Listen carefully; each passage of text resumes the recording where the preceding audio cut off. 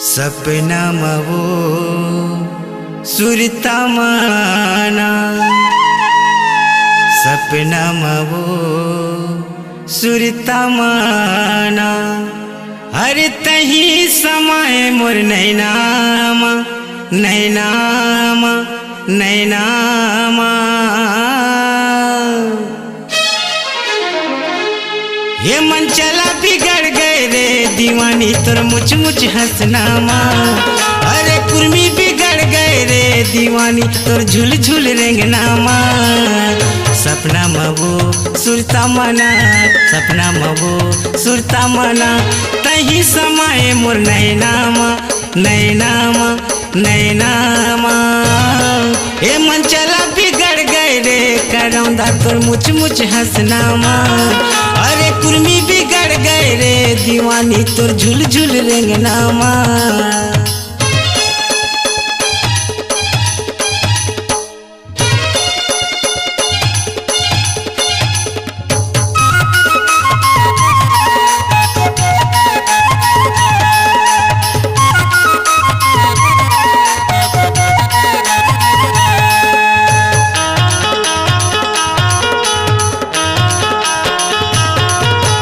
कौन मेरे मिल बे जगह बता दे, वही मेरन मैं हया हूँ।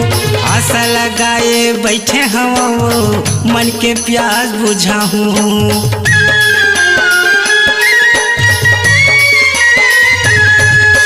कौन मेरे मिल बे जगह बता दे, वही मेरन मैं हया हूँ। आशा लगाए बैठे हवा वो मन के प्यास बुझा हूँ। आशा लगाए बैठे हवा वो मन के प्यास बुझा। दिया यस्ते बातियाँ मैं, दिया यस्ते बातियाँ मैं। तही झूले मन के ऐनामा ऐनामा ऐनामा। अरे कुर्मी बिगड़ गए रे दीवानी तोर झुल झुल रेंगनामा। ये देखिया बिगड़ गए रे करौंदा तोर मुझ मुझ हंसनामा।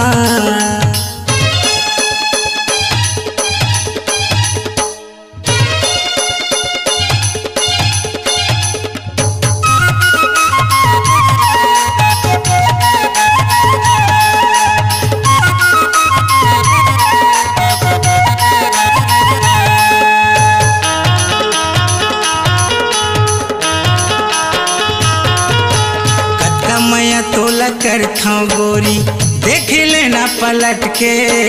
जिंदगी है चार दिनिया वो रेंगे लेना लपट के।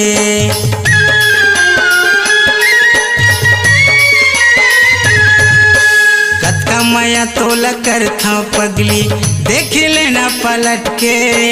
जिंदगी है चार दिनिया वो रेंगे लेना लपट के। जिंदगी है चार दिनिया वो रेंगे लेना लपट के। रानी अस्तें राजा या मैं, रानी अस्तें राजा या मैं।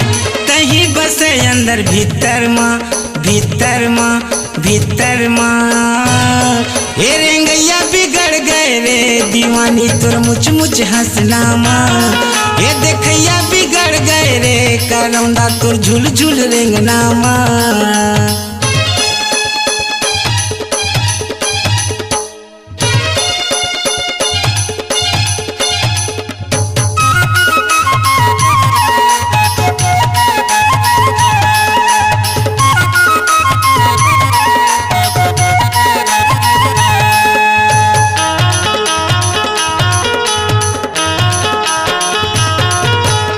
निकले करते हैं गली में माछी सही झूम जाते। कको दीवाना घुमाते रही थे पैसा दे के बलाते।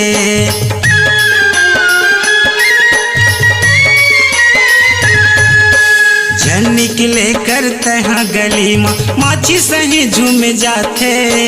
कको दीवाना मन घुमाते रही थे पैसा दे के बलाते।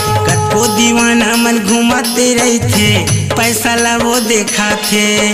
आगी हंसते पानिया में, आगी हंसते पानिया में। तही बस मोरे नैनामा नैनामा नैनामा। अरे कुर्मी बिगड़ गए रे करौंदा तोर मुच मुच हंसनामा। ए मन चला बिगड़ गए रे दीवानी तोर झुल झुल रेंगनामा। सपना में वो सुरता मना, सपना में वो सुरता मना, कहीं समाए मो नैनामा नैनामा नैनामा। अरे कुर्मी बिगड़ गए रे दीवानी तोर मुच मुच हंसनामा। बली साहू बहा गए रे करौंदा मोर गाना बजाई माँ। बली साहू मोहा गए रे गोरी अपन डीजे बजाई माँ।